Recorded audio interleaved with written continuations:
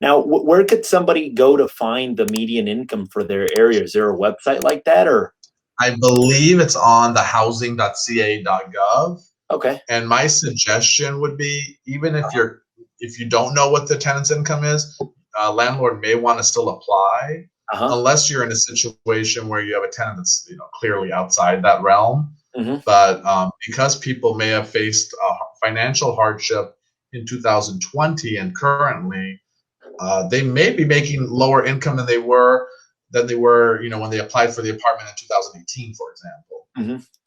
So it might be worth talking to the tenant and kind of seeing where they are in terms of what their income is currently.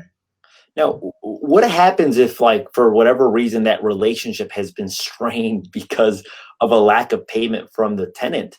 Like, what if a tenant doesn't have any cooperation from their, or the landlord doesn't have any cooperation from their tenant? Is there anything that that landlord in particular can do, or just apply and express to them that your tenant won't tell you how much income they make, or how would that work? I still think it's a good idea to apply.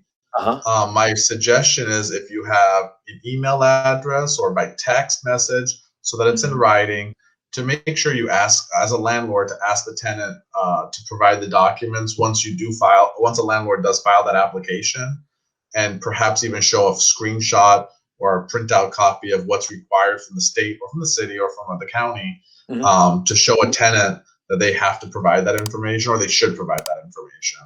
And it would serve both parties' interest, because there are certain protections with regards to evictions, where if it's seen that a tenant or a landlord is not attempting, at least, to try to get some assistance from this program.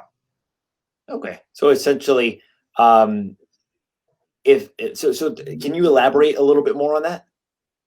Sure, because my suggestion would be, because I know some tenants may be wary if a landlord just knocks on the door and says, I need your pay stubs right now. Oh yeah, big time. So that's what I'm suggesting. If you can go out as a landlord, maybe provide the screenshot or the printout of what's actually required from the state of California, and to not just knock on someone's door and ask for these documents. Because I could see a tenant being very wary about that. Oh, yeah. And when the eviction processes can start in the summertime, my concern is that if a landlord is shown that they did not at least attempt to get government assistance from these programs, that they may not be able to evict. And there's a number of laws, which we won't get into today, about the eviction process in the summertime. But one of the additional things is that the landlord and the tenant have at least attempted to reach out to these programs.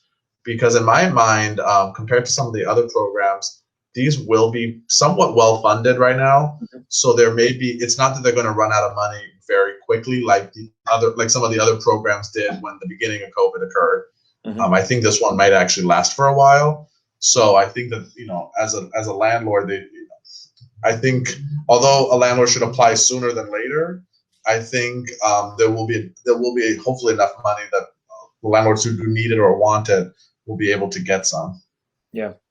Would you recommend that, even though it could be well funded, do you recommend that they apply the sooner the better if they are looking for assistance? Because Yes, uh, apply the sooner the better. If you can apply, I think it's always better, because I think, although there have been some advertisements I've seen for it, uh-huh. and people are starting to mention it. I think as it becomes more common, you may see even more of it. And my concern is, of course, that there's limited funding, although I'm not saying it's unlimited.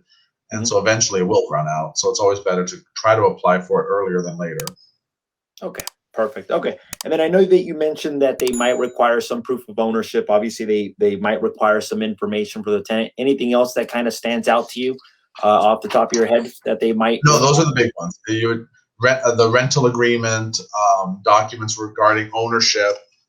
One second. Perhaps the property tax statement. They may need insurance information. I think more of it is leaning towards that, you're the owner of the property, to Mhm. avoid any sort of fraud claims. Okay, perfect.